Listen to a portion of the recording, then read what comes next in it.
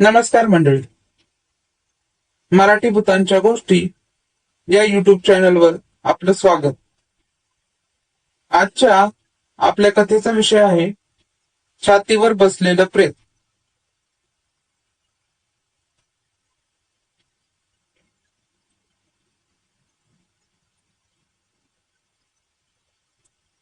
ही घटना थोडी भीतीदायकच आहे.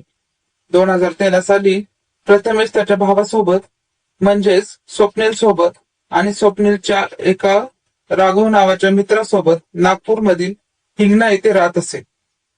ते त्यांच्या भाड्याच्या नव्या रूम मध्ये येऊन 2 आठवडा झाले होते.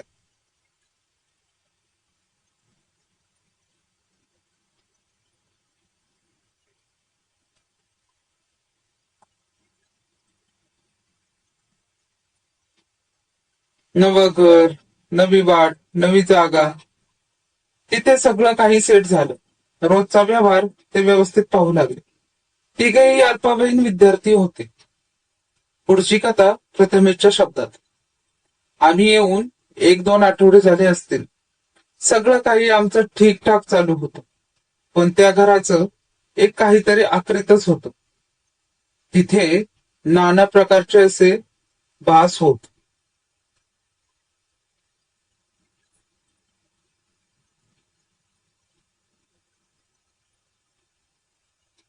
तिथे एकदम कोंडल्यासारखे वाटत.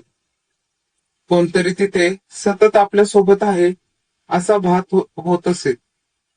कोणतरी चालण्याची आणि कधी कधी घरात एकटा असताना सुद्धा कोणतरी आपल्या जवळ आहे आणि आपल्याला पाहत आहे असं वाटायचं.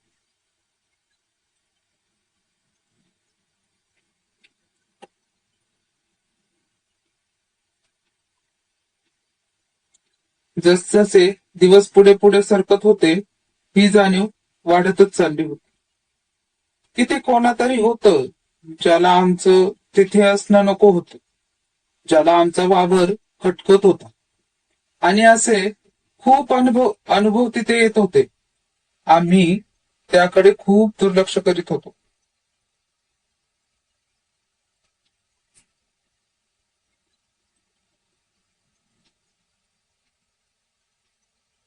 अनुभव कसे? तर एकदा मी रात्री अभ्यास करत असताना कोणीतरी पायऱ्यांवरून येत आहे आणि त्याच्या पायांचा आवाज येत होता. कोणीतरी खूप चालतंय असा पावलांचा खूप मोठ्याने. मी घाईघाईने तिथे जाऊन पाहिलं तर तिथे कोणीच नव्हतं.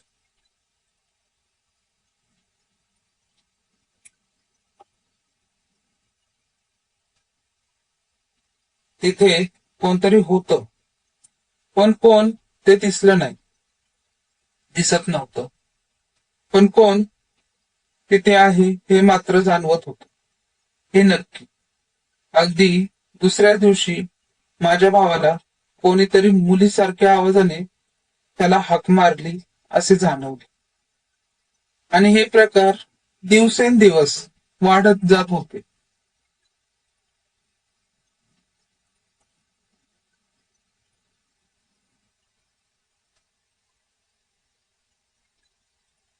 एकदा राघव एका पार्टीला गेला होता. तिथून यायला त्याला उशीर झाला. रात्रीचे 12:30 वाजले होते. रात्रभर खूप झाल्याने तो आल्या क्षणी अंथरूण टाकून तो त्याच्या जागेवर पडला. थोड्याच वेळात त्याला झोप लागणार इतक्यात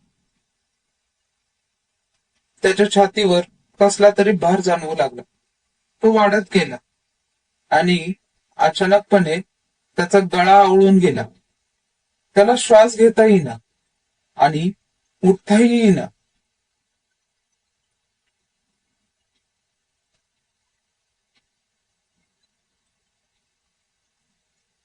श्वास गुदमरल्याने तो हवेत हातपाय मारू लागला.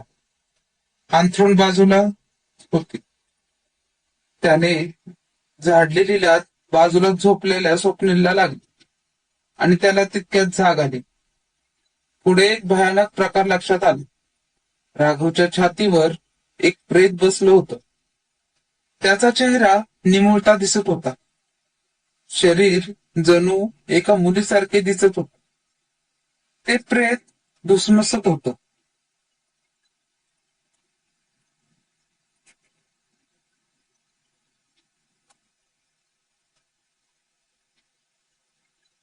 सगळी शक्ती लावून राघव त्या गळा दाबत होता.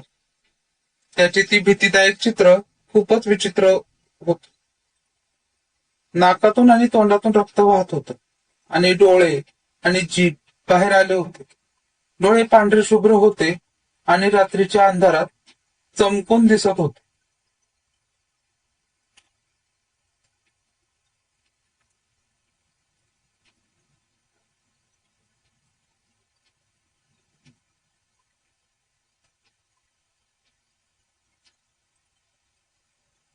कोणाला काहीच कळेना की आता काय करावं.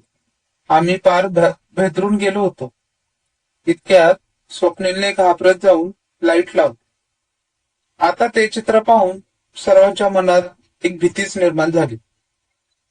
स्वप्नीलने जवळ असलेल्या आपल्या चमड्याचा पट्टा काढला आणि त्या प्रेताला फटके देऊ लागला.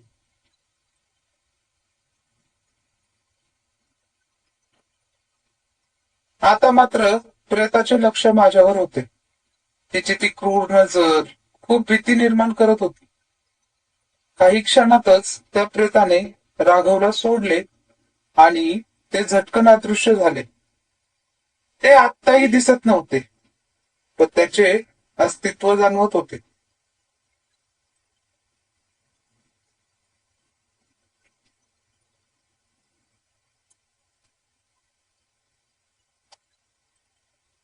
राघव थोडा चिडचिड करू लागला होता, ओरडत किंचाळत.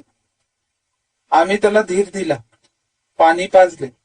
तो थरथरत होता, रडत होता आणि त्याचा आवाज कापत होता. ती रात्र आम्ही जागूनच काढली.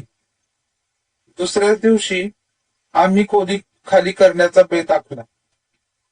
आम्ही थेट घर मालकाला गाठलो आणि झालेला सर्व प्रकार सांगितला. त्याने तर चक्क आम्हाला वेड्यातच काढले आणि हसून विषय टाळला.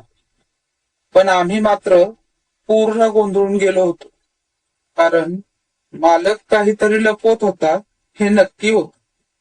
आम्ही खूप वेळा विचारले, पण त्याने काहीही नाही सांगितले.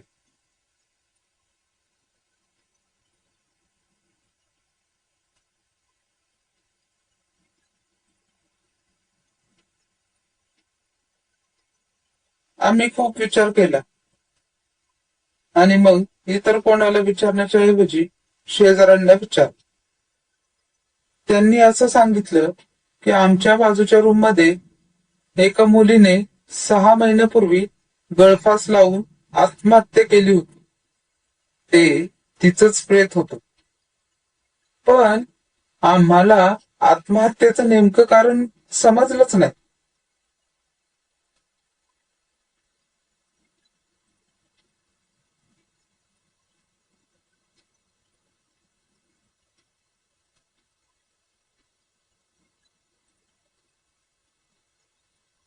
त्यानंतर आम्ही ताबडतोब ती रूम सोडली.